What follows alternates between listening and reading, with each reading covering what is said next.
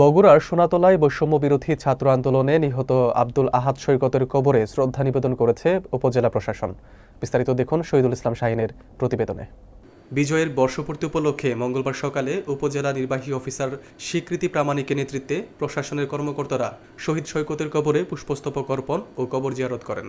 এ সময় উপস্থিত ছিলেন সোনাতলা থানা ভারপ্রাপ্ত কর্মকর্তা মিলাদুন্নবী, উপজেলা কৃষি কর্মকর্তা সোয়ারফ হোসেন, মহিলা বিষয়ক কর্মকর্তা মাইনুল হক, সোনাতলা প্রেস ক্লাব সভাপতি শহীদুল ইসলাম শাহিন, সাধারণ সম্পাদক লতিফুল ইসলাম সহ প্রেস ক্লাবের অন্যান্য সদস্যবৃন্দ এবং শহীদ সৈকতের বাবা নজরুল ইসলাম।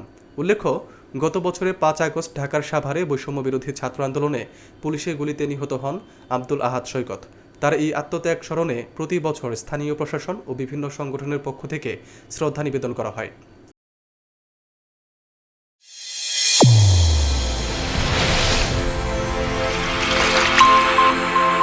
চ্যানেল A1 হৃদয়ের স্পন্দন।